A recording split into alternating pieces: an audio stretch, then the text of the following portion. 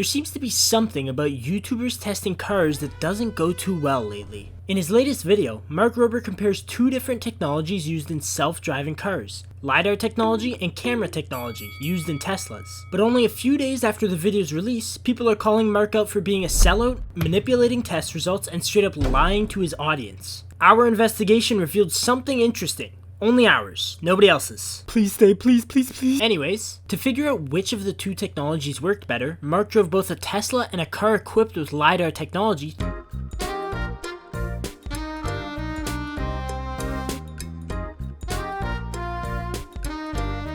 through 6 different conditions. Each time, he was testing if the cars could detect a child dummy on the road. Essentially not a bad idea, but what many people took issue with is that he compared the newest LiDAR technology to Tesla's autopilot, which is older and less developed. What most people seem to be using in their Teslas these days is the FSD technology. Now, before we have a bunch of Elon fanboys sending their hearts out to us, we also have to add that a car braking autonomously is a technology that has been used in a variety of cars for over a decade. So it's expected that a Tesla technology called autopilot should be able to perform the simple task of braking before hitting an object or person. Also, the sensors used for autopilot and FSD are the exact same, so if the Tesla was not able to detect the dummy on autopilot, it most likely wouldn't have been able to detect the dummy on FSD either. But, for the sake of fairness and to eradicate all doubt, it would have been nice to see these two latest technologies compared to each other. But internet sleuths weren't done with Mark at this point. Some people pointed out that it looks like Mark disengaged the autopilot on the Tesla right before crashing into the wall. To disprove this, Mark uploaded raw footage of the experiment. Unfortunately for Mark, this led to even more scrutiny because the raw footage he showed didn't align with the footage he showed in his video. In an interview with Philip DeFranco, Mark explained where the confusion stemmed from.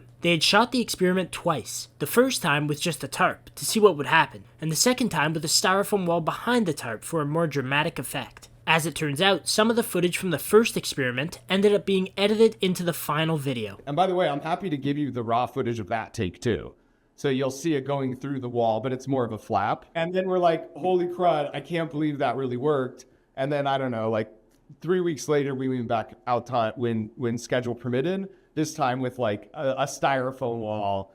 I guess in the edit then we used the start of one of those clips. So it went through the wall twice. Basically, it didn't change the result at all. Mark also claims that he did not disengage the autopilot himself. He noticed that 17 frames before the impact, less than a second, the autopilot shut off automatically, which may be a common feature in Teslas designed to avoid legal consequences. Something Philip DeFranco unfortunately did not mention in his interview is that many people have pointed out that the conditions of the tests were stacked in LiDAR technology's favor. During the fourth experiment, where the dummy is being sprayed down with a hose, the water is conveniently not sprayed onto the car. There's a strong debate about whether water on a LiDAR sensor causes disruption due to the water droplets fracturing the light. It would have been interesting to bring a bit more science into this supposed science experiment and potentially collect some interesting data, but there might be an underlying reason why Mark didn't want to do that.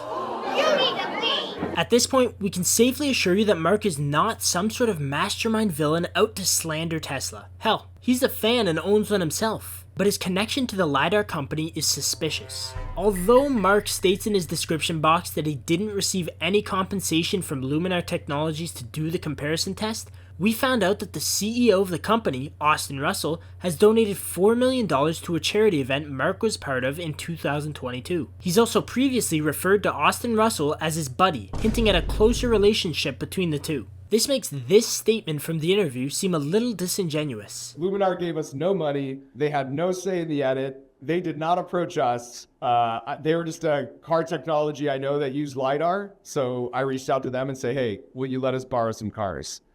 And then they let us use the cars. Mark's video is certainly not the reason Tesla stock prices have been down, but he's definitely the reason why Luminar Technologies stock has skyrocketed after the video. We're not trying to imply that this relationship caused Mark to conduct the tests in Luminar Technologies' favor, but it is a little detail you should mention, especially when dealing with an issue as serious as road safety. Overall, it seems like Mark the Science Guy accidentally slipped into a politically charged debate and will probably be more careful about how he discloses personal connections from now on.